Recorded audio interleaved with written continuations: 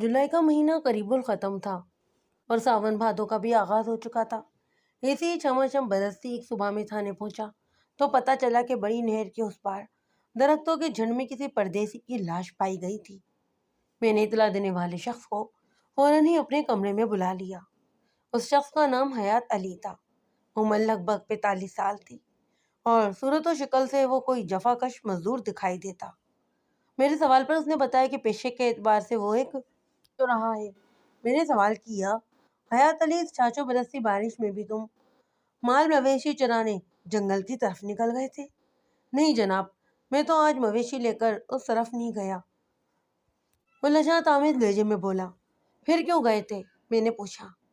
1 minute के बाद से उसने जवाब दिया, थानेदार साहब, बात दरअसल ये है कि कल शाम जब मैं मवेशी चराकर जंगल से वापस आ रहा था तो बड़ी नहर के पास पहुंचकर मालूम हुआ कि एक भैंस मवेशियों के काफिले में कम थी और वक्त सूरज गरूब हो चुका था। पहले मैंने जंगल में जाकर भैंस को तलाश करने का इरादा किया, लेकिन अंधेरा हर सो फैल चुका था, तो मुझे अपना इरादा मुलतवी करना पड़ा। मैं थोड़ी देर वहीं खड़े होकर इंतजार करता रहा, फिर वापस आ गया और आज जैसे ही सुबह सूरज तलू हुआ और रोशनी चारों तरफ फैल गई तो मैं फौरन ही जंगल की तरफ रवाना हो गया, रात को खो जाने वाली भैंस की तलाश करने। जी हाँ, उसने बड़ी तेजी से हमें गर्दन हिलाई। हयात अली ने जिस जंगल का जिक्र किया था वो कोई हकीकी मायनों में जंगल नहीं था। बस यूं समझे कि बड़ी नहर की दूसरी तरफ घने दरख्तों का सिलसिला खासी दूर तलक चला गया था, जो छोटे मोटे जंगल का नज़ारा पेश करता। और इसी जंगल में हयात अली ने किसी परदेसी की लाश देखी थी। मैंने हयात अली से मजीद 2-4 ज़रूरी सवालात किए और उसे बाहर बरामदे में बैठने को कहा। उसके बाद मैंने ऐसे ही सदाकत हुसैन को अपने कमरे में बुलाया। सदाकत हुसैन ने मेरे पास आकर सल्यूट किया और जोशीले लहजे में बोला, हुक्म मलिक साहब। मैंने कहा, हमें इसी वक्त बड़ी नहर के उस पार दरख्तों के ज़ख़ीरे में जाना है। बाहर अच्छी खासी बारिश हो रही है जी। ये बात तो मुझे भी मालूम है, मैंने ठहरे हुए लहजे में कहा।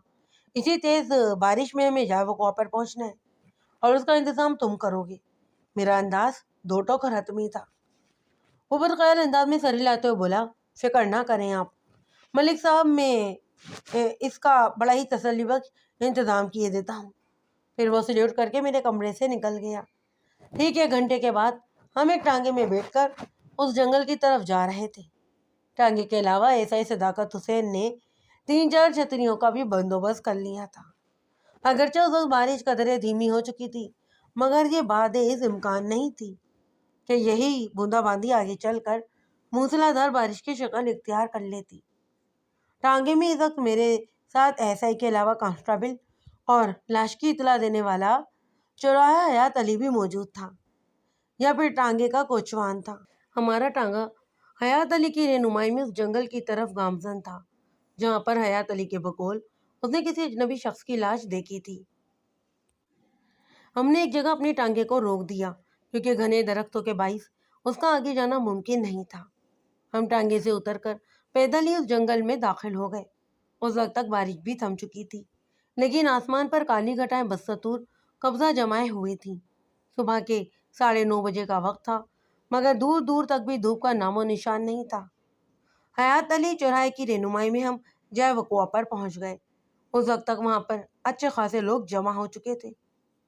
वजह उसकी ये थी कि हयात अली ने थाने आने से पहले यह खबर गांव के काफ़ी लोगों को सुना दी थी, जो बारिश थमते ही जय वकुआ की तरफ चल दिए। किसी देहाती ने उस लाश को एक खाकी रंग की चादर से ढांप दिया था। मेरे सवाल पर उन्होंने मुझे बताया कि उनमें से किसी ने भी लाश को नहीं छुआ था। मैंने आगे बढ़कर लाश पर से खाकी चादर हटाई। वह खूबरू मर्द की लाश थी, मगर इस वक्त उसकी खूबसूरती भयानक शक्ल इख्तियार कर चुकी थी। वो चारों शाने चित पड़ा था। उसकी शहरत किसी तेजधार आले से काट दी गई थी। वो एक रोंगटे खड़े कर देने वाला मंजर था। पहली नज़र में उसका अंदाज़ा मैंने 30 साल के करीब लगाया, जो बादे दुरुस्त निकला। इस मुर्दा शख्स ने गहरे नीले रंग की पतलून पर आधी आस्तीन की चेकदार शर्ट पहन रखी थी। पाँवों में फीतों वाले बंद जूते थे। मुर्दा शख्स, मैंने इसलिए कहा कि एक ही नज़र में उसकी हालत देखकर मुझे यकीन हो गया था कि वो कैद हयात से आज़ाद हो चुका था। شیرک کٹنے کے باعث زندگی کا کیا سوال؟ شکل و صورت اور وضع قطع سے وہ کوئی سرکاری ملازم دکھائی دیتا۔ میں نے الٹ پلٹ کر لاش کا تفصیلی جائزہ لیا۔ اس نامعلوم شخص کی کلائی میں ویسٹ اینڈ واچ کی موجودگی اسے ایک آسودہ حال شخص ثابت کرتی۔ علاوہ ازیں اس کے گلے میں دل کی شکل والا ایک طلائی لاکٹ بھی دکھائی دے رہا تھا۔ مزید جامع تلاشی کے بعد اس کی پتلون کی ہپ پاکٹ میں سے 850 روپے کی نقدی بھی برآمد ہوئی۔ اس زمانے میں 850 روپے کوئی معمولی رقم نہیں تھی۔ مقتول کے ہاتھوں اور چہرے پر کسی تیزدھار آلے کے لاتعداد زخم موجود تھے۔ یوں معلوم ہوتا تھا جیسے وہ اپنے آپ کو دونوں ہاتھوں سے صفا قاتل کے مہلک وار سے بچانے کی کوشش کرتا رہا ہو۔ مقتول کے سر کا بغور معائنہ کرنے کے بعد معلوم ہوا کہ اس کے سر کے پچھلے حصے میں کسی وزنی چیز سے وار کیا گیا۔ کھوپڑی چٹک گئی تھی اور زخم سے نکلنے والا خون ایک کرنٹ کی شکل میں جم چکا تھا۔ جہاں پر نامعلوم شخص کی لاش پائی گئی تھی، میں نے زمین کا بھی تفصیلی جائزہ لیا۔ مجھے آس پاس کے اس گز تک بھی خون کا ایک دھبا بھی نظر نہ آیا۔ لاش کے نزدیک بھی زمین صاف تھی۔ فوری طور پر تو میرے ذہن میں یہ خیال آیا کہ اس شخص کو کسی اور جگہ قتل کیا گیا تھا اور بعد ازاں لاش یہاں پر پھینک دی گئی۔ ایسا ہی صداقت حسین نے شاید میرے چہرے کے تاثرات سے یہ اندازہ لگا لیا کہ میں اس وقت کیا سوچ رہا تھا۔ وہ جلدی سے بولا، ملک صاحب، شاید آپ یہ سوچ رہے ہیں کہ قتل کسی اور جگہ پر اور لاش کو… میں نے اس کی بات کو کاٹتے ہوئے کہا، بالکل میں یہی سوچ رہا ہوں۔ مقتول کی شہرک کو بڑی بے دردی سے کاٹا گیا ہے۔ مقتول کے چہرے اور ہاتھوں پر پائے جانے والے زخموں کے نشانوں سے بھی اندازہ ہوتا ہے کہ اس نے اپنی زندگی بچانے کے لیے کافی جدوجہد کی تھی۔ ایسی صورت میں جائے وقوع پر خون کا پایا جانا لازمی امر تھا۔ لیکن تم دیکھ رہے ہو کہ یہاں کی زمین خون کی موجودگی سے ناآشنا ہے۔ گویا میں نے اس کے خیالات کی ترجمانی کی۔ ملک صاحب، آپ ایک بات بول رہے ہیں؟ ایسائی نے عقل مندی کا مظاہرہ کرتے ہوئے جوشیلے لہجے میں کہا۔ میں نے پوچھا، کون سی بات؟ رات بھر وقفے وقفے سے بارش ہوتی رہی ہے، ایسائی نے اپنی بات کی وضاحت کرتے ہوئے بتایا۔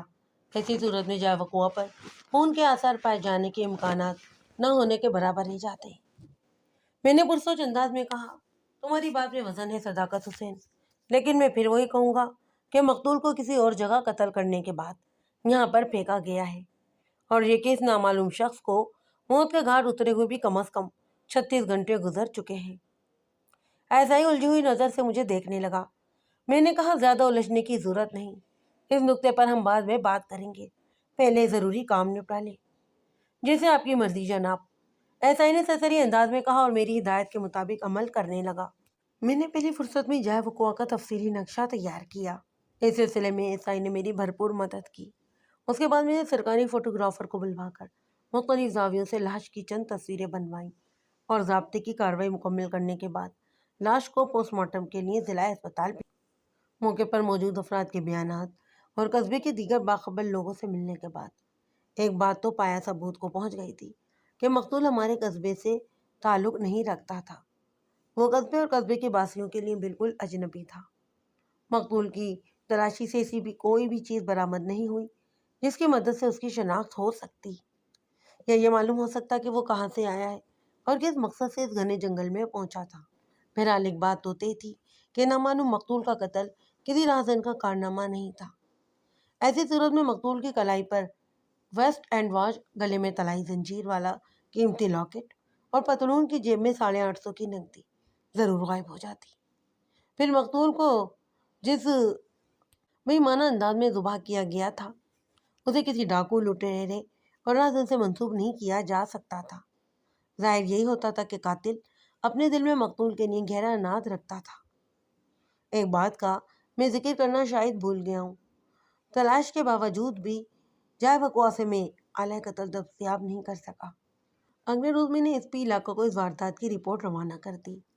علاوہ ازیں مقتول کی تصاویر ارد گرد کے علاقوں مثلاً فیصل آباد، کلیر کلاں، جیٹ پور، کھلر کلاں اور شاہ پور وغیرہ کے متعلقہ تھانوں کو بھیج کر مقتول کی شناخت کے سلسلے میں تعاون کی درخواست کی۔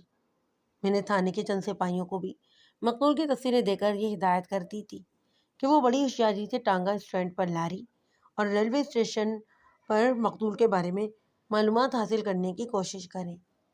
جب یہ طے ہو گیا تھا کہ مقتول کا تعلق ہمارے قصبے سے نہیں تھا تو پھر وہ یقیناً کسی ٹانگے یا پھر بس ٹرین کے ذریعے وہاں پر پہنچا تھا۔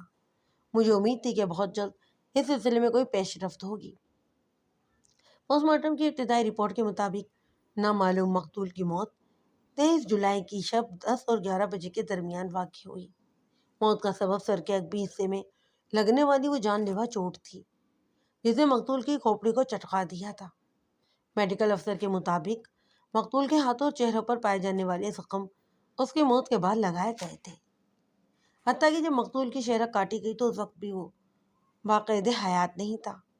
میڈیکل رپورٹ میں یہ بات واضح طور پر لکھی ہوئی تھی کہ جب مقتول کی شہرک پر کوئی تیز دھار آلہ آزمایا گیا اس سے پہلے ہی وہ جہاں پانی سے کوچ کیے کم از کم اسے 20 گھنٹے گزر چکے تھے۔ میرا اندازہ بھی کم و بیش یہی تھا جو میں نے لاش کو دیکھتے ہی قائم کر لیا تھا۔ اسی سنسنی خیز رپورٹ نے میرے اندر بہت سے اندازوں کی بھی تصدیق کر دی۔ جس روز ہمیں نامعلوم مقتول کی لاش ملی وہ 25 جولائی کی صبح تھی۔ اس سے یہ بات ثابت ہو جاتی کہ مقتول کی موت کے قریب 36 گھنٹے بعد ہمیں اس کی لاش ملی تھی۔ اچانک ہی میرے ذہن میں ایک روشنی کا جھماکہ سا ہوا اور میں نے اپنے خیال کی تصدیق کے لیے ایک سپاہی کو فوراً کمرے میں بلایا۔ عارف یہ سپاہی میرے سامنے آ کر اٹینشن ہوا تو میں نے اس سے کہا، حیات علی کو فوراً یہاں لے کر آؤ۔ کون حیات علی؟ ملک صاحب، لگتا ہے تمہاری یادداشت کمزور ہو گئی ہے، میں نے ڈانٹ آمیز لہجے میں کہا۔ وہ بڑی معصومیت سے بولا، جناب میں دماغ کو کیسے کھلا رکھ سکتا ہوں؟ میں نے اس کو مزید الجھانے کی بجائے سادہ الفاظ میں کہا، میں اس حیات علی کا ذکر کر رہا ہوں جس نے چند روز قبل ہمیں ایک لاش کی اطلاع دی تھی، جو مویشی چرانے کا کام کرتا ہے، حیات علی چرہا۔ اس نے کہا، ملک صاحب بس یہ ذرا نام میرے ذہن سے اتر گیا تھا، میں بس ابھی اسے بلا کر لایا۔ اس نے دونوں ہاتھ جوڑ کر کھٹاک سے مجھے سلیوٹ کیا اور کمرے سے نکل گیا۔ حیات علی نے مجھے بتایا تھا کہ 24 جولائی کی شام ایک بھیس جنگل میں رہ گئی تھی جس کی تلاش میں وہ دوسری صبح یعنی 25 جولائی کو موسلادھار بارش کے باوجود جنگل کی طرف چلا گیا۔ بھیس تو اسے مل ہی گئی تھی پر اس کے ساتھ ہی اس نے ایک لاش بھی دریافت کی تھی۔ پوسٹ مارٹم رپورٹ یہ ظاہر کرتی تھی کہ مقتول 23 جولائی کی رات 10 اور 11 بجے کے درمیان موت کو گلے لگا چکا تھا۔ میں حیات علی سے صرف یہ تصدیق کرنا چاہتا تھا کہ 24 جولائی کا پورا دن وہ جنگل کے کس حصے میں مویشی چراتا رہا۔ عین ممکن تھا کہ اس نے یہ پراسرار نقل و حمل بھی دیکھی ہو۔ حیات علی سے 1 گھنٹے کی پوچھ تاچھ کے بعد بھی کوئی اہم بات معلوم نہیں ہو سکی جس سے تفتیش میں کوئی مدد ملتی۔ آخر میں نے اسے جانے کی اجازت دے دی۔ تھوڑی ہی دیر کے بعد حوالدار مرفت خان میرے کمرے میں آیا۔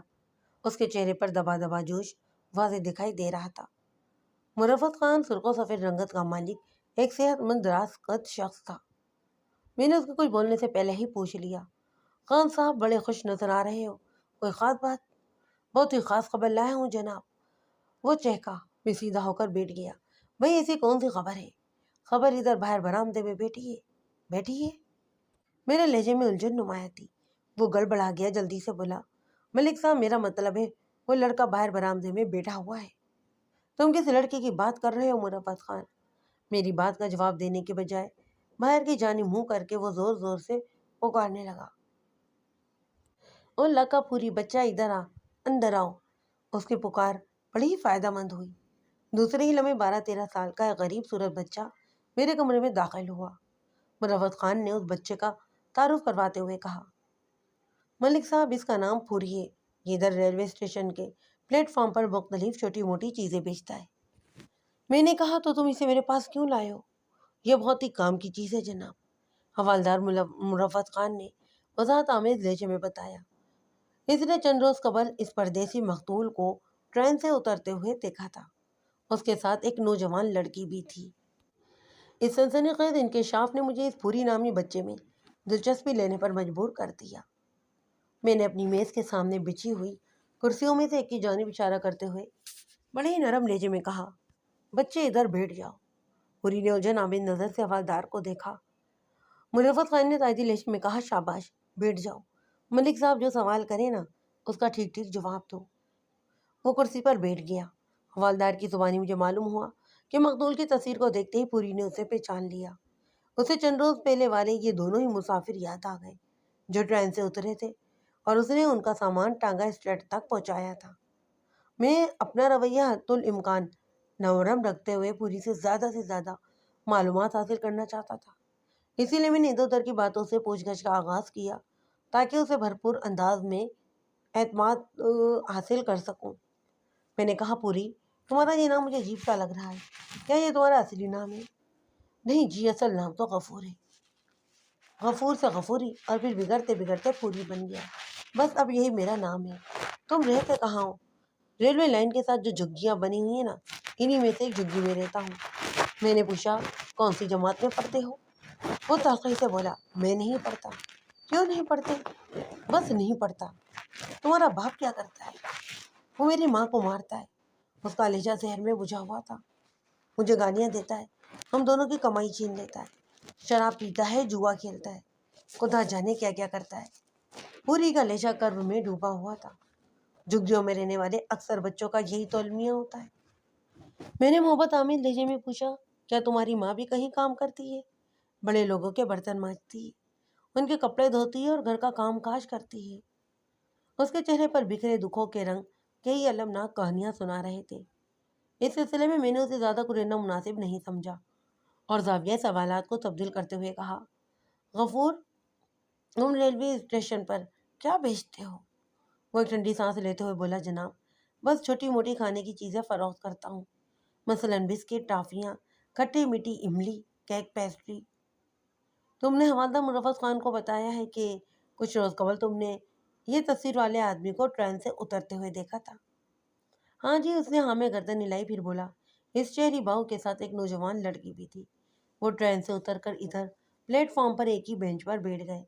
جب ٹرین روانہ ہو گئی اور پلیٹ فارم پر لوگوں کا ہجوم قدرے کم ہو گیا تو اس بہو نے اشارے سے مجھے اپنے پاس بلایا۔ کیا مطلب؟ میں نے کہا، کیا تم یہ کہنا چاہتے ہو کہ وہ پلیٹ فارم سے باہر نہیں گئے؟ ہاں جی، وہ کافی دیر تک ادھر بینچ پر ہی بیٹھے رہے تھے۔ انہوں نے اشارے سے تمہیں اپنے پاس بلا کر کیا کہا؟ میرے لہجے میں بےتابی تھی۔ پوری نے بتایا، میں سمجھا کہ شاید وہ مجھ سے کچھ خریدنا چاہتے ہیں، لیکن جب میں ان کے پاس پہنچا تو معاملہ کچھ دوسرا نکلا۔ کون سا دوسرا معاملہ؟ اس شہری بہو نے، جس کا نام مجھے نہیں معلوم، اس بہو نے مجھ سے کہا کہ میں اس کا سامان اٹھا کر باہر لے چلوں۔ اس کے پاس دو بڑے بڑے سائز کے اٹیچی کیس تھے۔ میں نے جوباً اس سے کہا وہ اپنا سامان کسی کلی سے اٹھوا لے، لیکن اس نے نفی میں گردن ہلاتے ہوئے کہا کہ وہ کسی کلی کے بجائے مجھ سے ہی مدد لے گا۔ اس نے مجھے یقین دلایا کہ وہ اس کام کا مجھے معاوضہ بھی دے گا۔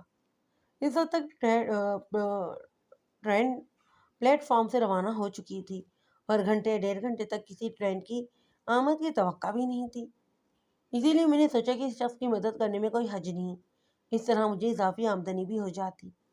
میں نے اپنا خواجہ چائے کی کیپٹن میں رکھا اور اس مسافر کا ایک اٹیچی کیس اپنے سر پر رکھ لیا۔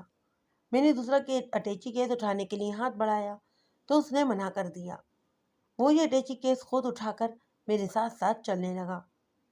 میں نے ان دونوں کو اسٹیشن کی عمارت کے باہر پہنچایا، اپنی محنت کا معاوضہ وصول کیا اور دوبارہ پلیٹ فارم پر چلا گیا۔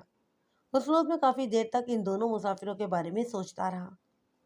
تم ان مسافروں کے بارے میں کیا سوچتے رہے تھے؟ سب سے عجیب بات تو یہ تھی کہ اس شخص نے مجھے اس معمولی سے کام کا معاوضہ پورے 10 روپے دیا تھا، پوری نے بتاتے ہوئے کہا، جبکہ کلی یہی کام ₹1.25 میں کر دیتا۔ میں نے جب 10 روپے کا نوٹ لینے میں اس چارٹ کا مظاہرہ کیا تو اس بھائی نے کہا، رکھ لو، یہ تمہاری محنت کے علاوہ اس بات کا بھی معاوضہ ہے کہ تم اس کا ذکر کسی سے نہیں کرو گے۔ ابھی اور اسی وقت سے تم ہم دونوں کو بھول جاؤ گے۔ انہی باتوں کی وجہ سے میں خاصی دیر تک ان مسافروں کے بارے میں سوچتا رہا تھا۔ میں نے پوچھا، اور تم نے حسب وعدہ کسی سے ان مسافروں کا ذکر بھی نہیں کیا ہوگا؟ بالکل نہیں جناب، بالکل نہیں جناب، آج پہلی مرتبہ آپ کے سامنے زبان کھولی ہے، میں نے پرسوچ انداز میں کہا۔ پھر پوچھا، پوری، تم نے ان دونوں مسافروں کو اسٹیشن کی عمارت کے باہر کہاں چھوڑا؟ میں نے ان کا سامان ٹانگا اسٹینڈ پر پہنچایا تھا۔ کیا وہ ٹانگے میں بیٹھے تھے یا؟ میں نے جملہ ادھورا چھوڑ کر سوالی نظر سے پوری کی آنکھوں میں دیکھا۔ اس نے بتایا کہ میں نے ان دونوں کو ٹانگا اسٹینڈ پر چھوڑ کر 10 روپے کا نوٹ لے کر وہاں سے ہٹ گیا، لیکن چونکہ ان کے بارے میں میرے دل میں تجسس جاگ اٹھا تھا، اسی لیے پھل فروش کی دکان کی آڑ میں کھڑے ہو کر ان کو دیکھتا رہا۔ کچھ دیر تک تو وہ آپس میں ہی باتیں کرتے رہے، मैं उनकी आवाज़ तो नहीं सुन सका, लेकिन इस बात का मुझे अंदाज़ा हो गया कि वो किसी इख्तिलाफी मामले पर बात कर रहे हैं। कुछ देर बाद वो एक टांगे में बैठकर वहाँ से रवाना हो गए। मैंने सवाल किया, पूरी, क्या तुम बता सकते हो कि वो टांगे में बैठकर किस तरफ गए? मैं ठीक तो नहीं बता सकता जनाब, वो सर खुजाते हुए बोला, लेकिन मुझे याद है कि उनका टांगा बड़ी नहर की तरफ जाने वाले रास्ते की तरफ गया था। बड़ी नहर के जिक्र पर मैं चौंक उठा और बेचैन नज़र से पूरी को देखने लगा। शायद वो मेरी बेकरारी को भांप गया और जल्दी से बोला, थानेदार साहब, इस सिलसिले में आप चाचा फीका बहुत कुछ बता सकता है आपको। कौन चाचा फीका? जनाब, वो दोनों मुसाफिर चाचा फीका के टांगे में ही बैठ कर गए थे। यह एक निहायत अहम इंकशाफ था। अगर हम फीका टांगे वाले को थाने बुलाकर उससे मुसाफिरों के बारे में पूछगछ करते तो ये मालूम हो सकता था कि फीका ने उन्हें कहाँ पर छोड़ा। मैंने अपनी तसल्ली के लिए पूरी से कहा, पूरी, कहीं तुम भूल तो नहीं आए हो? क्या तुम्हें यकीन है कि वो दोनों फीका टांगे में ही बैठे थे? मुझे पक्का यकीन है जनाब, चाचा फीका को मैं अच्छी तरह पहचानता हूँ। मैंने कमरे में मौजूद हवालदार मुरवत खान को हुक्म दिया कि वो फौरन से पेशतर चाचा फीका कोशवान को ढूंढकर थाने में लाए। हवालदार के जाने के बाद में पूरी की तरफ मुतवज्जा हुआ। वो मुझे खासा मुदरिब नजर आया। मेरे कुछ बोलने से पहले ही वो लजात आमिर लहजे में गोया हुआ, थानेदार साहब, आप मुझे और कितनी देर बैठाएंगे? क्यों, यहाँ तुम्हें कोई तकलीफ है? तकलीफ तो नहीं है जनाब, वो बेचारगी से बोला, लेकिन मेरा अच्छा खासा नुकसान हो रहा है। कैसा नुकसान पूरी? जनाब, ट्रेन के आने का वक्त होने वाला है। अगर मैं यहाँ बैठा रहा तो जाहिर है ट्रेन तो मेरे इंतज़ार में प्लेटफॉर्म पर रुकेगी नहीं। मैं उसकी बात की तह तक पहुँच गया। मैंने कहा, पूरी, बस तुम मेरे चंद सवाल के जवाब दो, फिर चले जाना। मैंने पूरी से पूछा, अच्छी तरह सोचकर बताओ, वो दोनों मुसाफिर कितने दिन पहले अनाड़ी रेलवे स्टेशन पर पहुंचे थे? दिन और तारीख तो मुझे याद नहीं जनाब। थोड़ी देर सोचने के बाद वो बोला, वैसे मेरा ख्याल है कि 8-10 दिन तो हो ही गए हैं। मैंने सवाल किया, वो कौन सी ट्रेन से उतरे थे? पाक पतन शरीफ वाली ट्रेन से। ट्रेन पाक पतन से आ रही थी या वहाँ जा रही थी? आ रही थी जनाब, वो बड़े ही एतमाद से बोला। ये ट्रेन रोज़ाना उसी वक्त पाक पतन से आती है और कसूर तक जाती है। हमारे स्टेशन पर यह ट्रेन पूरे 5 मिनट तक रुकती है जनाब। पूरी के बयान के मुताबिक वो दोनों पाक पतन से आने वाली ट्रेन से उतरे थे। उसका मतलब बड़ा ही वाज़ेह था, और ये था कि वो पाक पतन से यहाँ पर पहुँचे या फिर रास्ते में किसी स्टेशन से ट्रेन में सवार हुए थे। पाक पतन से अटारी पहुँचने तक रास्ते में सिर्फ 2 ही बड़े स्टेशन पड़ते थे, यानी हवेली लखा और बसीरपुर। अब या तो वो दोनों मुसाफिर हवेली लखा से या फिर बसीरपुर से स्टेशन ट्रेन में सवार हुए, या फिर पाक पतन से। यह भी मुमकिन था कि वो पाक पतन से पीछे कहीं और से आए हों, मसलन आरिफ वाला वगैरह से। मैंने चौंक कर उसकी तरफ देखा और पूछा, पूरी, तुमने हवालदार मुरवत खान के पास कि मुसाफिर की तस्वीर देखकर फ़ौरन उसे पहचान लिया?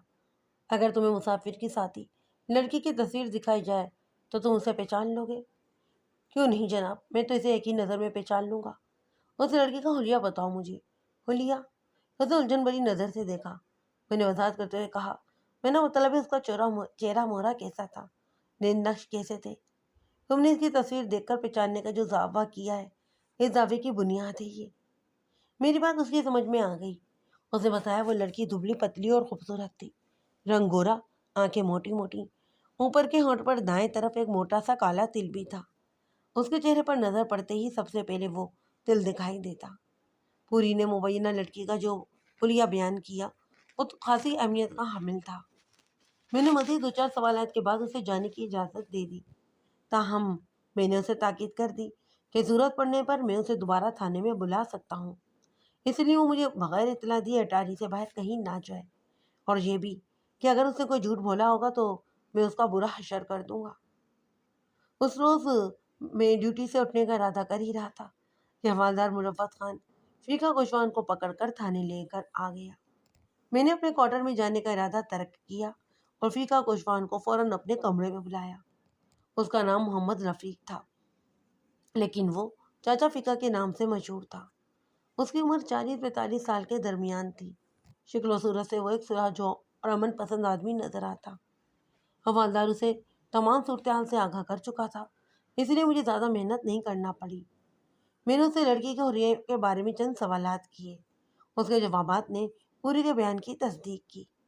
اس کے بعد میں نے نہایت ہی اہم سوال کیا۔ میں نے پوچھا، چاچا فیقا، تم نے ان مسافروں کو کہاں چھوڑا؟ اللہ بھلا کرے آپ کا، چاچا فیقا نے اپنے مخصوص انداز میں جواب دیا۔ انہوں نے سالم ٹانگا کروایا۔ میں نے انہیں ریسٹ ہاؤس پہنچا دیا تھا۔ Rest house? میں نے سوالیہ نظر سے فیقا کوچوان کو دیکھا۔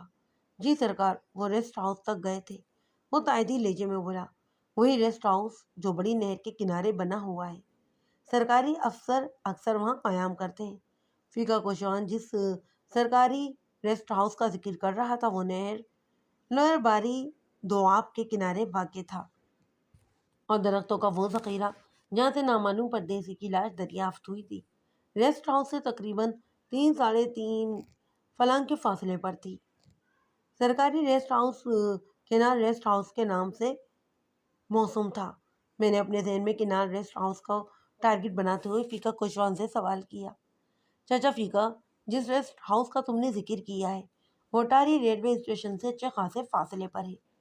اس نے کچھ نہ سمجھنے والی نظر سے مجھے دیکھا۔ میں نے وضاحت کرتے ہوئے کہا، اتنا طویل فاصلہ طے کرتے ہوئے تمہاری ان سے گپ شپ تو ہوئی ہوگی؟ کوئی خاص نہیں جناب، فیقا کوچوان نے متاسفانہ انداز میں جواب دیا۔ میں نے کئی مرتبہ ان سے بات چیت کرنے کی کوشش بھی کی، لیکن مرد نے بس ہوں ہاں کر کے مجھے ٹال دیا۔ مجھے بس اتنا ہی معلوم ہو سکا کہ وہ شخص کوئی سرکاری ملازم تھا جو اپنی بیوی کے ساتھ چند روز کی غرض سے ریسٹ ہاؤس میں ٹھہرنے کا ارادہ رکھتا تھا۔ کیا اس شخص نے تمہیں خود یہ بات بتائی تھی کہ اس کے ساتھ جو لڑکی تھی وہ اس کی بیوی تھی؟ ہاں جی، اس شخص نے مجھے خود بتایا۔ فیقا کوچوان نے ہاں میں گردن ہلائی، لیکن مجھے یقین نہیں آیا جناب۔ کیوں؟ جناب، وہ لڑکی خاصی کم عمر تھی، فیقا کوچوان نے کہا۔ میرے خیال میں 15-16 سال کی ہوگی۔ میں نے کہا، تو کیا تمہارے خیال میں 15-16 سال کی لڑکی شادی نہیں کر سکتی؟ بات یہ نہیں ہے جناب، اس کے لہجے میں الجھن تھی۔ میں نے پوچھا، پھر کیا بات ہے؟ بس جی، انہیں دیکھ کر کچھ عجیب سا لگا، فیقا کوچوان نے بدستور الجھے ہوئے لہجے میں کہا۔ یہ بات میرے دل کو نہیں لگی تھی کہ وہ دونوں میاں بیوی تھے۔ میں نے پوچھا، راستے میں ان دونوں نے کوئی بات تو کی ہوگی آپس میں؟ نہ جی، وہ دونوں بالکل ہی خاموش رہے تھے۔ یہ بات بھی مجھے خاصی عجیب لگی۔ میں نے محسوس کیا تھا کہ جیسے ان کے درمیان کسی بات پر ناراضگی چل رہی تھی۔ لڑکی کے چہرے کے تاثرات میں کافی بیزاری اور اکتاہٹ پائی جاتی۔ چاچا فیقا، میں نے کچھ سوچتے ہوئے سوال کیا، کیا تم بتا سکتے ہو کہ جی کتنے دن پہلے کا واقعہ ہے؟ اس نے انگلیوں پر حساب لگانے کے بعد جواب دیا، چنگی طرح یاد ہے مجھے جناب، میں نے 20 تاریخ کو انہیں ریسٹ ہاؤس میں پہنچایا تھا۔ تمہارا مطلب ہے 20 جولائی کو؟ جی ہاں، اسی مہینے کی 20 تاریخ کو۔ میں نے پوچھا، چاچا فیقا، تم نے انہیں ریسٹ ہاؤس کے باہر ہی چھوڑ دیا تھا یا پھر ان کا سامان پہنچانے ریسٹ ہاؤس کے اندر بھی گئے؟ میں نے ان کا سامان ریسٹ ہاؤس کے اندر رکھوا دیا تھا۔ ریسٹ ہاؤس میں کون تھا؟ ریسٹ ہاؤس کا چوکیدار۔ کیا تم اسے جانتے ہو؟ فیقا کوچوان نے کہا، صرف اس حد تک جانتا ہوں کہ اس کا نام غلام قادر ہے اور وہ 8 سال سے اس ریسٹ ہاؤس میں چوکیدار کی حیثیت سے فرائض انجام دے رہا ہے۔ میں اس سے پہلے بھی 5 مرتبہ سرکاری افسروں کو اپنے ٹانگے میں ریسٹ ہاؤس پہنچا چکا ہوں۔ غلام قادر سے میری تھوڑی بہت سلام دعا بھی ہے۔ میں نے فوری خیال کے تحت کہا، یہ غلام قادر آدمی کیسا ہے؟ میں آپ کے سوال کا مطلب نہیں سمجھا جناب۔ مطلب یہ کہ تمہارے خیال میں اس کا کردار کیسا ہے؟ معاملات کا کھرا ہے یا کھوٹا؟ فیقا کوچوان نے ایک لمحے کے توقف سے جواب دیا، جناب، میرا اس سے آج تک کوئی معاملہ نہیں پڑا، اس لیے میں اس بارے میں کچھ نہیں جانتا۔ البتہ دیکھنے میں وہ سیدھا سادہ بھلا ماس نظر آتا ہے۔ میں نے اس کے بارے میں کبھی کوئی ایسی ویسی بات نہیں سنی۔ میں نے اس کے چہرے پر نگاہ جماتے ہوئے کہا، فیقا چاچا، کل صبح تم میرے ساتھ ریسٹ ہاؤس چلو گے؟ جو حکم سرکار۔ وہ عاجزی سے بولا، کچھ غلطی ہو گئی ہے کیا مجھ سے؟ کیا مجھ سے کوئی غلطی ہو گئی ہے؟ اس کا فیصلہ فوری طور پر نہیں کیا جا سکتا، میں نے مہم انداز میں جواب دیا۔ کیا تمہیں میرے ساتھ جانے پر وہاں کوئی اعتراض ہے؟ نہیں مائی باپ، میری کیا مجال جو میں کوئی اعتراض کروں۔ میں تو اس لیے پوچھ رہا ہوں کہ جس بندے کو میں نے 20 تاریخ کو ریسٹ ہاؤس پہنچایا، 25 تاریخ کو جنگل سے اس کی لاش ملی تھی، اور میں خامخواہ کسی چکر میں نہیں پڑنا چاہتا۔ میں تمہیں کسی چکر میں نہیں ڈال رہا، میں نے تسلیآمیز لہجے میں کہا۔ اگر تم نے کوئی جرم نہیں کیا یا کسی بھی طرح کسی جرم میں شریک نہیں رہے تو پھر کوئی تمہارا بال بھی پیگا نہیں کر سکتا۔ تمہیں اس سلسلے میں فکر مند ہونے کی ضرورت نہیں۔ وہ چھت کی طرف دیکھتے ہوئے دعائیا انداز میں بڑبڑایا، سونا رب مجھے جرم اور مجرموں سے دور ہی رکھے۔ میں نے پوچھا، تم صبح کتنے بجے تھانے پہنچو گے؟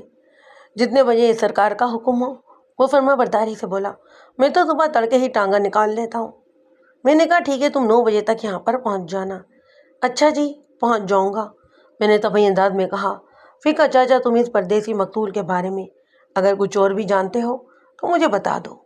یاد رکھو، اگر بعد میں مجھے معلوم ہوا نا کہ تم نے دانستہ کوئی بات چھپانے کی کوشش کی تھی تو میں تمہارے ساتھ بہت برا سلوک کروں گا۔ حضور، جو کچھ جانتا ہوں وہ میں نے بتا دیا ہے آپ کو، فیکا کوشوان نے عاجزی سے کہا۔ اس کے سوا مجھے اور کچھ نہیں معلوم۔ ہاں، میں آپ سے یہ وعدہ کرتا ہوں کہ یاد کرنے کی کوشش کروں گا۔ اگر کوئی خاص بات یاد آ گئی تو صبح آپ کو بتا دوں گا۔ میں نے کہا، ٹھیک ہے، میری نصیحت کو یاد رکھنا اور صبح ٹھیک 9 بجے اپنے ٹانگے کے ساتھ تھانے پہنچ جانا۔ جا سکتے ہو تم۔ وہ اٹھ کر کھڑا ہو گیا، پھر رخصت ہونے سے پہلے اس نے سوالیہ نظر سے مجھے دیکھا اور کہا، ملک صاحب، اگر آپ ناراض نہ ہوں تو میں آپ سے ایک بات پوچھنا چاہتا ہوں۔ ہاں پوچھو، میں نے کہا، لیکن بات مختصر ہونی چاہیے۔ وہ بولا، جناب، اس پردیسی کی لاش تو جنگل میں سے مل گئی ہے، لیکن ابھی تک یہ معلوم نہیں ہو سکا کہ وہ کون تھا، کہاں سے آیا تھا اور اسے کس نے کیوں قتل کیا۔ یہ وہ تمام سوال تھے جو اناڑی اور گرد و نواح کے قصبات کے لوگوں کے ذہنوں میں دن رات ابھرتے تھے۔ میں ابھی تک ان سوالات کے جواب تلاش کرنے میں ناکام رہا تھا، لیکن ریسٹ ہاؤس والے معاملے اور نامعلوم مقتول پر پردیسی کے ساتھ کسی 9 من لڑکی کا ذکر بحیثیت اس کی بیوی کا سن کر مجھے امید ہو چلی تھی کہ جلدی اس الجھی ہوئی ڈور کا سرا بھی میرے ہاتھ آ جائے گا۔ میں نے فیکا کوشوان کے سوال کا جواب دیتے ہوئے مختصراً کہا، ابھی اس سلسلے میں تفتیش جاری ہے اور مقتول پردیسی کی 9 عمر بیوی کا کچھ پتہ چلا؟ اس کا بھی پتہ عنقریب چل جائے گا۔ ٹھیک ہے جناب، میں صبح 9 بجے حاضر ہو جاؤں گا۔ فیکا کوشوان یہ کہتے ہوئے میرے کمرے سے نکل گیا۔ میں بھی آرام کرنے اپنے کوارٹر میں چلا گیا۔ فیکا کوشوان کا ٹانگا خاصا سجا سنورا تھا۔ وہ 40 کا انصاف عبور کر چکا تھا، مگر اپنے پیشے کے معاملے میں وہ خاصا شوقین دکھائی دیتا۔ اس نے ٹانگے کے گھوڑے کے سر پر ایک رنگین اور ایک خوبصورت سا پھندنا لگا رکھا تھا۔ صحت مند گھوڑے کی گردن میں چھوٹے چھوٹے گھنگروں والا پٹا بڑا ہی خوشنما نظر آتا۔ جب گھوڑا مناسب رفتار سے قدم اٹھاتا تو گھنگروں کی چھن چھن سے بڑی ہی دل فریب کیفیت کا سما بن جاتا۔ ٹانگے کی چھت کے ساتھ ساتھ چاروں ہی طرف رنگ برنگ جھالریں بھی آویزاں تھیں۔ میں نے اسے صداقت حسین کے ساتھ فیکا کے ٹانگے میں بیٹھ کر کنالہ اس کی جانب رواں دواں تھا۔ ٹانگے کی سجاوٹ نے ایسائی کو خاصا متاثر کیا۔ اس نے فیکا کوشوان سے کہا، چاچا، لگتا ہے تمہیں گھوڑے سے کچھ زیادہ ہی لگاؤ ہے۔ چاچا، فیکا نے کہا، لگاؤ تو بہت ہی چھوٹا لفظ ہے جناب، میں تو اپنے وسیلہ روزگار سے محبت کرتا ہوں۔ وہ ابھی کیا شاعرانہ بات کی ہے تم نے، میں نے داد دینے والے انداز میں کہا۔ سرکار، میں کہاں اور شاعری کہاں، اس کا لہجہ عاجزی سے معمور تھا۔ بس میں نے تو اپنے جذبات کا اظہار کیا ہے۔ یہ ٹانگا اور گھوڑا میرے پورے گھرانے کو رزق فراہم کرتا ہے۔ اصل رازق تو اوپر والا ہے، لیکن وسیلہ رزق کو بھی نظر انداز نہیں کرنا چاہیے۔ اوپر والا بھی کسی بہانے اور وسیلے سے ہی دیتا ہے۔ ایسا ہی کچھ دیر تک فیکا ٹانگے والے کے جذبات اور خیالات کو سراہتا رہا، پھر میری جانب متوجہ ہو گیا۔ ہاں تو ملک صاحب، اب بتائیں وہ نکتہ کیا تھا؟ میں نے سرسری لہجے میں پوچھا، کون سا نکتہ بھائی؟ وہی سر جی جس کے بارے میں آپ نے فرمایا تھا کہ بعد میں بات کریں گے۔ ایسائی نے مجھے چند روز پہلے والی بات یاد دلانے کی کوشش کرتے ہوئے کہا، جب آپ نے پورے یقین سے کہا تھا کہ اجنبی مقتول کو موت کے منہ میں اترے ہوئے کم از کم 36 گھنٹے گزر چکے ہیں۔ میں نے ایک طویل سانس لیتے ہوئے کہا، وہ سب کچھ میں نے مقتول کی طبعی حالت کے پیش نظر کہا تھا۔ میں سمجھا نہیں جناب۔ اس کے لہجے میں حیرت شامل تھی۔ اس میں نہ سمجھ میں آنے والی کون سی بات ہے صداقت حسین؟ میں نے اس کی حیرت سے محفوظ ہوتے ہوئے کہا، دراصل میں نے مقتول کی لاش کو چھوڑ کر اور الٹ پلٹ کر دیکھا تھا۔ لاش میں موجود ایک مخصوص اکڑاؤ کے باعث مجھے فوراً یہ اندازہ ہو گیا کہ اس کی موت واقع ہوئے 1.5 دن گزر چکا تھا۔ تم نے چونکہ لاش کو صرف دور سے ہی دیکھا تھا، ہاتھ لگانے کی ضرورت ہی محسوس نہیں کی اور نہ ہی نوبت آئی، اس لیے تم اس بارے میں سوچ بھی نہیں سکتے، اور تمہارے ذہن میں یہی بات بیٹھی ہوئی تھی کہ بارش کی وجہ سے خون کے نشانات ضائع ہو گئے ہوں گے۔ ہاں، میرا دھیان تو اسی طرف لگا ہوا تھا، ایسائی نے صاف گوئی سے کام لیتے ہوئے کہا۔ میں نے سمجھانے والے انداز میں کہا، صداقت حسین، پیشہ ورانہ زندگی میں مشاہدہ اور تجربہ بہت اہمیت رکھتا ہے۔ جو بات میں سب سے کہتا رہتا ہوں نا، وہی تم سے بھی کہوں گا۔ اگر پولیس ڈپارٹمنٹ میں رہتے ہوئے ترقی کرنا چاہتے ہو تو اپنے مشاہدے کو مضبوط سے مضبوط تر بنانے کی کوشش کرو۔ معمولی سے معمولی بات کو بھی نظر انداز نہ کرو۔ اگر اپنے حواس اور عقل کا بھرپور استعمال کرو گے تو بہت ہی جلد اپنی منزل پالو گے۔ میں نے آپ کی نصیحت کو ذہن نشین کر لیا ہے ملک صاحب، ISI نے ممنونیت بھرے لہجے میں کہا۔ پھر ہمارے درمیان نامعلوم پردیسی مرڈر کیس کے بارے میں گفتگو ہونے لگی۔ مقتول سے متعلق فیقہ کوشوان اور بوری کی زبانی کچھ تازہ ترین معلومات بھی حاصل ہو چکی تھیں، مگر ہنوز وہ ہمارے لیے نامعلوم ہی تھا۔ کچھ دیر بعد ہم مطلوبہ ریسٹ ہاؤس پہنچ گئے۔ یہ ریسٹ ہاؤس نہر لوئر باری 2 کے کنارے ذرا ہٹ کر تعمیر کیا گیا تھا اور یہاں سے جائے وقوع لگ بھگ 3 فلنگ کے فاصلے پر تھا۔ جب تک مجھے یہ معلوم نہ ہو جاتا کہ اجنبی مقتول کو کس جگہ موت کے گھاٹ اتارا گیا تھا، اس وقت تک میری نظر میں جائے وقوع وہی جگہ تھی جہاں سے مقتول کی لاش ملی تھی۔ ریسٹ ہاؤس کے چوکیدار غلام قادر نے ہمارا استقبال کیا۔ میں اور SI سرکاری وردی میں تھے۔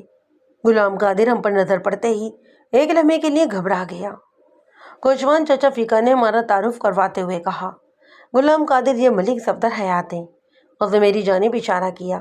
یہ ہمارے علاقے کے تھانے دار ہیں اور ان کے ساتھ اسسٹنٹ سب انسپکٹر صداقت حسین ہیں۔ ٹانگے میں سفر کے دوران میں اور میرے SI فیقہ کے درمیان کافی گپ شپ ہوتی رہی تھی۔ جب فیقہ نے ہمارا تعارف کروایا تو میں نے واضح طور پر محسوس کیا کہ چوکیدار غلام قادر کا چہرہ کچھ دیر کے لیے زرد پڑ گیا تھا، لیکن دوسرے ہی لمحے وہ سنبھل گیا۔ بسم اللہ جی، وہ اپنے ہونٹوں پر مصنوعی مسکراہٹ سجاتے ہوئے بولا۔ میرے تو نصیب کھل گئے، آج اتنے بڑے بڑے لوگ یہاں آئے۔ غلام قادر کی عمر 30 اور 32 سال کے درمیان تھی۔ وہ سورج شکل سے ایک سیدھا سادہ بھولا بھالا دیہاتی دکھائی دیتا۔ اس کا قد بھی 6 فٹ سے نکلتا ہوا تھا۔ رنگ سانولا اور ہاتھ پیر کسرتی اور خاصے مضبوط تھے۔ وہ چوکیدار سے زیادہ کوئی پہلوان نظر آتا۔ ہم اس کی رہنمائی میں ریسٹ ہاؤس کے اندر پہنچے۔ اس نے ہمیں ایک کمرے میں بٹھایا اور جلدی سے ہمارے لیے ٹھنڈا پانی لے آیا۔ ہم پانی پی چکے تو اس نے قدرے بھوکلاہٹ آمیز لہجے میں پوچھا، تھانے دار صاحب، اگر آپ کا حکم ہو تو کچھ کھانے وغیرہ کا بھی بندوبست کر دوں؟ میں نے اس کے چہرے پر نگاہ جماتے ہوئے کہا، ہم یہاں کھانے پینے نہیں بلکہ تم سے کچھ ضروری باتیں کرنے آئے ہیں، اور پھر ابھی کھانے کا وقت بھی نہیں ہوا۔ چلیے جیسے آپ کی مرضی جناب۔ وہ بولا، جناب ہم تو آپ کے حکم کے غلام ہیں، جو آپ کو پسند ہم اسی میں خوش۔ میں نے پوچھا، غلام قادر، مجھے پتہ چلا ہے کہ 8-10 روز قبل ایک جوڑا ریسٹ ہاؤس میں آ کر ٹھہرا تھا۔ اس کے چہرے پر ایک رنگ سا آ کر گزر گیا۔ جی ہاں، وہ میاں بیوی تھے۔ وہ دونوں کس تاریخ کو یہاں پر پہنچے؟ ایک لمحے کو سوچنے کے بعد اس نے کہا، شاید 20 تاریخ کو وہ یہاں پر آئے تھے۔ تمہارا مطلب ہے کہ 10 روز پہلے؟ میں نے پوچھا، آج 30 جولائی ہے۔ اس نے ہمیں جواب دیا۔ میں نے سوال کیا، وہ کتنے دن تک اس ریسٹ ہاؤس میں ٹھہرے تھے؟ میں نے واضح طور پر محسوس کیا کہ جواب دینے سے پہلے وہ کسی کشش و مشق کا شکار ہو گیا۔ پہلی نظر میں وہ مجھے مشکوک دکھائی دے رہا تھا، لیکن میں نے سوچا شاید یہ میری وردی کا اثر ہے۔ اکثر سیدھے سادے افراد پولیس کو اپنے روبرو دیکھ کر گھبراہٹ کا شکار ہو جاتے ہیں۔ میں نے ذرا سخت لہجے میں کہا، تم نے میرے سوال کا جواب نہیں دیا غلام قادر۔ کیا وہ دونوں افراد ابھی تک ریسٹ ہاؤس میں موجود ہیں؟ نہیں سرکار، وہ شکستہ لہجے میں گویا ہوا، وہ یہاں نہیں ہے۔ اس کا مطلب ہے جا چکے ہیں۔ میں نے اس کے چہرے پر نظریں گاڑتے ہوئے کہا، جی ہاں جا چکے ہیں۔ وہ قدرے مضبوط لہجے میں بولا، وہ یہاں سے کب روانہ ہوئے تھے؟ 24 جولائی کو۔ اس کا جواب میرے لیے غیر متوقع تھا۔ میں نے راحت آمیز لہجے میں کہا، دیکھو غلام قادر، ابھی تو میں نرمی کے ساتھ پیش آ رہا ہوں، لیکن اگر تم نے تعاون کا مظاہرہ نہ کیا نا تو میں سخت ترین رویہ اپنانے سے بھی دریغ نہیں کروں گا۔ میری اس دھمکی کا خاطر خواہ اثر ہوا۔ وہ خوفزدہ نظر آنے لگا۔ میں نے کہا، اگر تم مجھے سب کچھ سچ سچ بتا دو گے نا تو میں وعدہ کرتا ہوں تمہیں کچھ نہیں کہوں گا۔ کیا وہ دونوں واقعی 24 تاریخ کو یہاں سے چلے گئے تھے؟ میں پورے یقین سے نہیں کہہ سکتا جناب۔ کیا مطلب ہے تمہارا؟ جناب سچی بات تو یہ ہے کہ ان دونوں نے مجھے چکرا کے رکھ دیا ہے، غلام قادر نے بے چارگی سے کہا۔ میرا ذہن ابھی تک انہی میں الجھا ہوا ہے۔ پوری بات وضاحت سے بتاؤ۔ اس نے انکشاف انگیز لہجے میں بتایا، جناب میں نے خدا کو جان دینی ہے، اسی لیے آپ سے جھوٹ بھی نہیں بولوں گا۔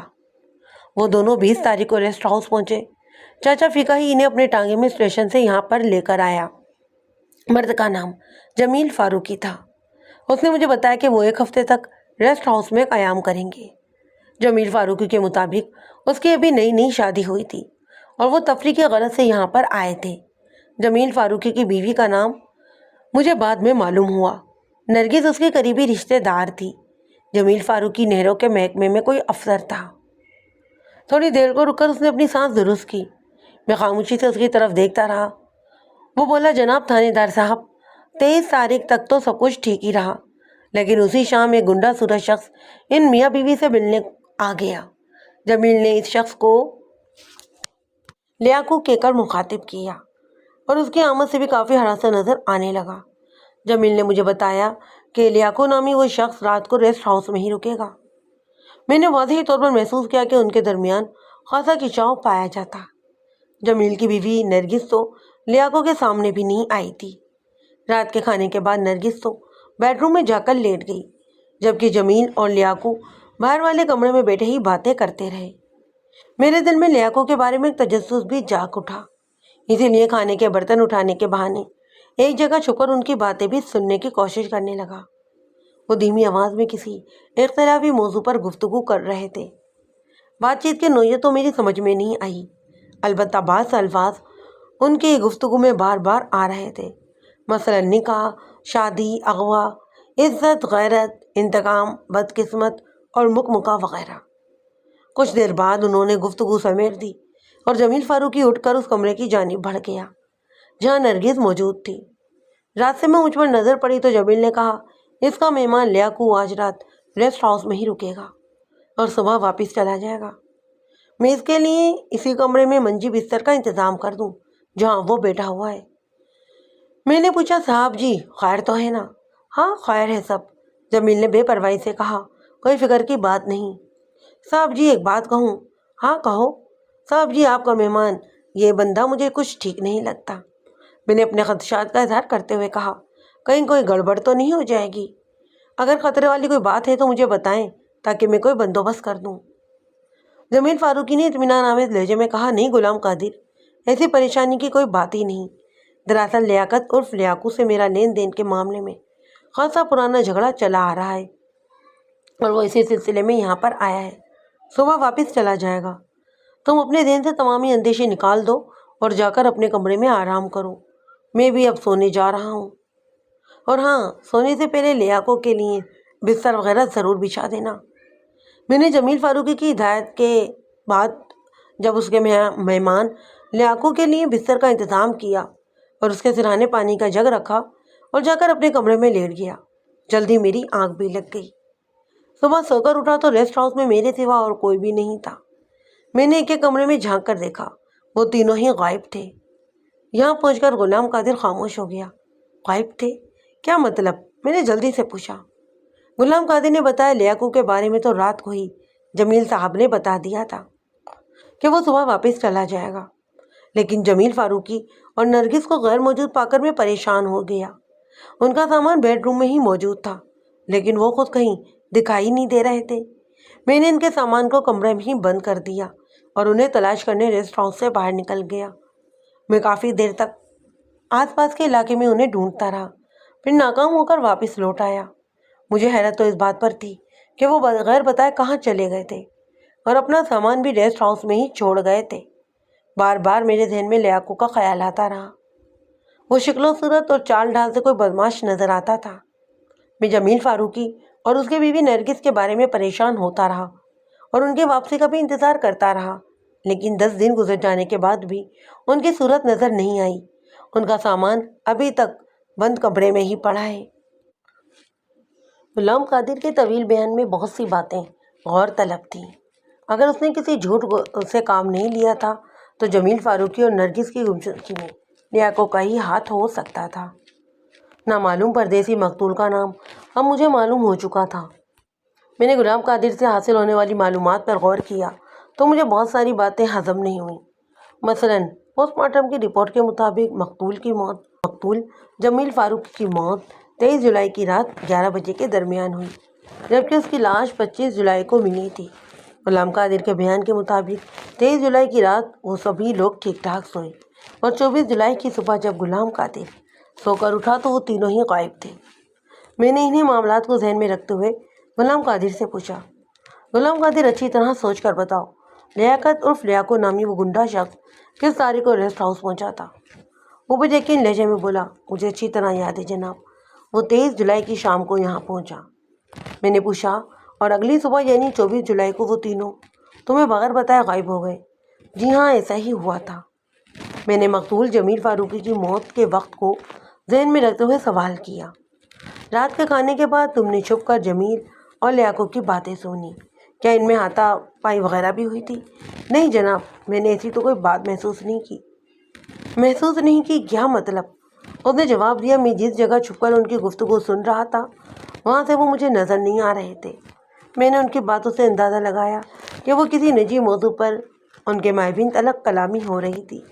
हाथापाई वगैरह अगर हुई होती तो मुझे ज़रूर महसूस हो जाता। गुलाम कादिर, मैंने उसकी आंखों में घूरते हुए पूछा, तुम जब लियाकत के लिए बिस्तर बिछाकर अपने कमरे में गए तो उस वक्त रात का क्या बचा था? मेरा मतलब है उस वक्त क्या टाइम हुआ था? मेरे ख्याल में तो 9 साढ़े 9 का वक्त होगा और तुम अपने कमरे में आकर लेटते ही सो गए। जी हाँ, खिलाफ मामूल बहुत ही जल्द मेरी आँख भी लग गई। इसका मतलब है कि तुम आम तौर पर देर से सोते हो। उसने जवाब दिया, जनाब आजकल मौसम गर्मियों का है, वैसे तो मैं सहन में सोता हूँ, लेकिन जिस रात का आप जिक्र कर रहे हैं उस रात बारिश हो रही थी, इसलिए मुझे मजबूरन कमरे में सोना पड़ा। वो सारा ही दिन मैंने रेस्ट हाउस की सफाई करते हुए गुजारा था, इसलिए मैं बहुत थक गया था, शायद इसीलिए मुझे जल्दी नींद आ गई। वैसे मैं 11 बजे तक तो जागता ही हूँ। मकतूल जमील फारूकी 23 जुलाई की रात 10 और 11 बजे के दरमियान मौत से हमकिनार हुआ। ये वो वक्त था जब रेस्ट हाउस का चौकीदार गुलाम कादिर अपने कमरे में सो रहा था। मकतूल की लाश 25 जुलाई को मिली, लेकिन नरगिस और लियाको का हनूस कोई सुराग नहीं मिला। इन्हीं हालात की रोशनी में ये बात वाज़ेह नज़र आ रही थी कि जमील फारूकी के कत्ल में लियाको बिलावास्ता मुलव्विस था और मकतूल की बीवी नरगिस को गायब करने में भी उसी का हाथ हो सकता था। अगर लियाको, नरगिस या इन दोनों में से कोई भी एक मेरे हत्थे चढ़ जाता ना तो ये केस बासानी हल हो सकता था। मैं थोड़ी देर तक इन्हीं ख्यालातों में उलझा रहा, फिर रेस्ट हाउस के चौकीदार गुलाम कादिर की जानिब मुतवज्जा हुआ। गुलाम कादिर, ये बात तो तुम्हें मालूम ही होगी कि जमील फारूकी को किसी ने बड़ी बेदर्दी से कत्ल कर दिया है। क्या कह रहे हैं आप? उसका मुंह तो हैरत से ही खुल गया। मुझे उसकी बेखबरी पर हैरत के साथ साथ गुस्सा भी आया। मैंने ज़रा लहजे में कहा, क्या तुम इस बारे में कुछ नहीं जानते? नहीं जी, मैंने कहा, गुलाम कादिर, जमील फारूकी की कटी पिटी लाश हमें 25 जुलाई को जंगल से मिली और ये खबर पूरे ही कस्बे में फैली हुई है और तुम्हें कुछ पता ही नहीं? मैं वाकई इस बारे में कुछ नहीं जानता जनाब, वो सादा से लहजे में बोला। फिर कुछ देर सोचते हुए पूछने लगा, आपको जमील फारूकी की लाश कब मिली? 25 जुलाई की सुबह। ओह, उसने इत्मीनान भरी सांस ली। जब ना 20 तारीख को तो मैं अपने गांव चला गया था। मैंने तक लहजे में पूछा, तुम वहाँ क्या करने गए थे? जनाब, मेरी माँ काफ़ी अरसे से बीमार है, उसने मस्कीन सी सूरत बनाकर कहा। मैंने पहले तो यही सोचा था कि जमील फारूकी और नरगिस के जाने के बाद अपने गांव जाऊंगा, लेकिन जब वो अचानक गायब हो गए और एक रोज़ के इंतज़ार के बाद भी वापस ना आए तो फिर मैं अपने गांव वापस रवाना हो गया। तुमने ये नहीं सोचा कि अगर वो तुम्हारी गैर मौजूदगी में वापस आ गए तो कितनी परेशानी होगी उन्हें? सोचा था जनाब, वो बेचारगी से बोला, लेकिन बीमार माँ का ख्याल भी बार बार आता, इसीलिए मजबूर होकर मैंने रेस्ट हाउस को बंद किया और माँ को देखने गांव चला गया। तुम वापस कब आए थे? मैंने पूछा। उसने जवाब दिया, एक दिन वहाँ गुजार के मैं 27 जुलाई को वापस आ गया। यहाँ आकर तुम्हें जमील फारूकी के कत्ल के बारे में कुछ पता नहीं चला? मैं गांव से वापस आकर रेस्ट हाउस के अंदर ही रहा हूँ, उसने बताया। मैं कस्बे की तरफ गया ही नहीं, ना ही वहाँ से कोई शख्स उधर आया। शायद इसीलिए मैं जमील फारूकी को पेश आने वाले इस हादसे से बेखबर रहा हूँ। क्या आपने उसके कातिल को गिरफ्तार कर लिया है? कहीं लियाकर ही तो, उसने टूटे फूटे लहजे में जुमला बोला और मेरी तरफ देखने लगा। मैंने जमील फारूकी के कातिल की तलाश जारी रखी है और इसके लिए हमें तुम्हारे ताउन की ज़रूरत है। मैं तो हर किस्म के ताउन के लिए तैयार हूँ जनाब, मैंने ठहरे हुए लहजे में कहा। गुलाम कादिर, अगरचा में जमील फारूकी की लाश 25 जुलाई की सुबह को मिली, لیکن پوسٹ مارٹم کی رپورٹ کے مطابق اس کی موت 23 جولائی کی رات 10 اور 11 بجے کے درمیان ہوئی۔ یہ وہی رات ہے جب لیاقوت ریسٹ ہاؤس میں پہنچا تھا